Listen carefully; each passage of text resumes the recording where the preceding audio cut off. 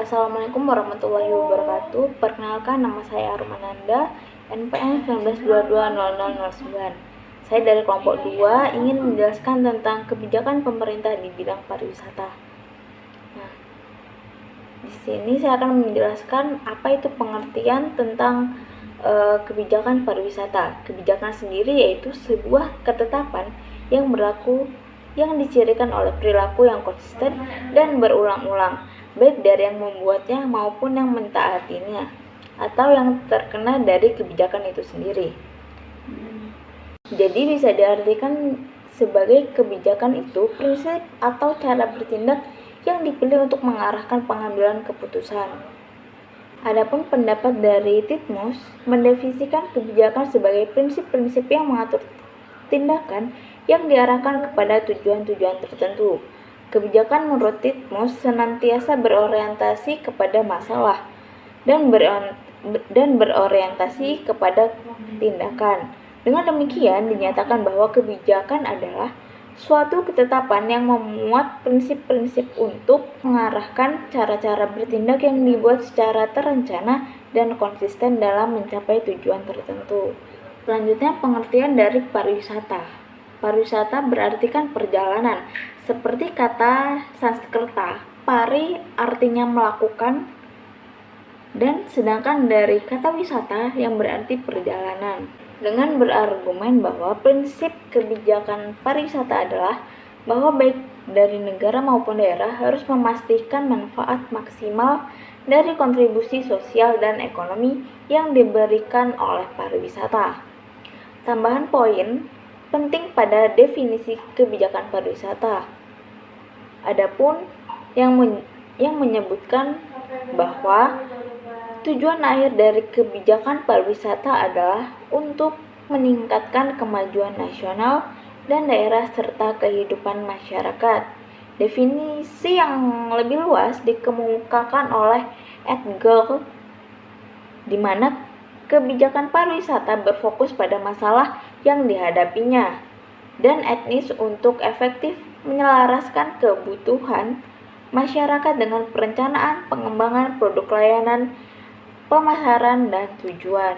Jadi selanjutnya akan dijelaskan oleh rekan saya yaitu Eliana Saputri. Saya persilahkan. Baik, saya Eliana Saputri. Di sini saya akan melanjutkan materi yang selanjutnya yang sebelumnya tadi sudah dijelaskan oleh Saudari Armananda, dan di sini saya akan melanjutkan materi yang selanjutnya yaitu mengenai unsur-unsur pariwisata. Nah, dari beberapa pengertian pariwisata yang ada di atas, kita dapat simpulkan bahwa pariwisata ini mengandung unsur-unsur pokok, yaitu yang pertama ada wisatawan, lalu ada waktu luang, terus ada penggunaan waktu luang di lingkungan rumah dan di luar rumah dengan melakukan perjalanan wisata. Nah, terdapat objek dan daya tarik wisata dan fasilitas lainnya yang dibutuhkan selama perjalanan wisata berlangsung dan disediakan oleh berbagai pihak, baik itu dari pihak individunya, lalu ada pihak kelompok, dan ada di pihak masyarakat. Baik, di sini saya Alifa Oktaviani akan menjelaskan mengenai jenis-jenis pariwisata. Nah, jenis-jenis pariwisata itu yaitu ada wisata budaya. Nah, artinya dari wisata budaya ini bepergian berdasarkan keinginan memperluas visi hidup untuk mengunjungi atau mengamati tempat lain yang mempunyai kondisi sosial, adat istiadat, gaya hidup, budaya, dan seni. Nah, area yang dimaksud yaitu perjalanan ini seringkali melibatkan kesempatan untuk berpartisipasi dalam kegiatan budaya seperti pameran seni, tari, drama, musik, suara, dan motif sejarah. Nah, jenis wisata budaya ini sangat populer di Indonesia. Dan jenis wisata ini diperuntukkan bagi orang-orang yang datang ke negara ini dan ingin mengetahui segala sesuatu yang ada yang berhubungan dengan budaya, seni, politik. Nah, yang kedua itu ada jenis pariwisata terpenting bagi wisatawan.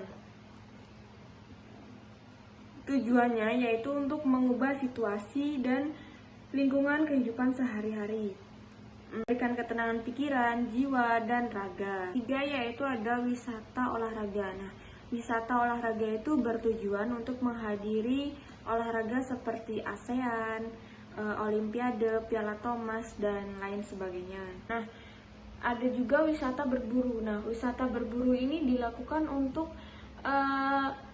bertujuan untuk memburu hal-hal yang boleh diburu, seperti misalnya kita mempunyai hutan. Nah, di dalam hutan itu ada beberapa makhluk yang memang dibolehkan untuk diburu. Selanjutnya yaitu ada wisata religi. Wisata religi ini diperuntukkan bagi orang-orang yang ingin berkunjung, berziarah ke makam-makam atau bahkan tempat yang bersejarah pada zaman dahulu. Nah, mungkin itu saja yang dapat saya sampaikan mengenai jenis-jenis wisata. Assalamualaikum warahmatullahi wabarakatuh. Sebelumnya perkenalkan, saya Nurma Fatmila. Di sini saya akan menyampaikan materi mengenai pengembangan pariwisata.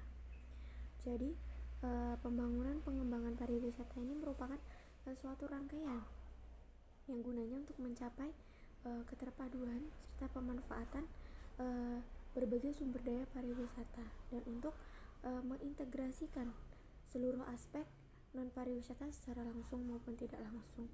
Jadi pengembangan dari pariwisata ini gunanya untuk menarik daya tarik para wisatawan, yang mana jika kita dapat mengembangkan atau membuat pariwisata itu menjadi menarik, tentu para wisatawan akan tertarik untuk datang ke wisata tersebut.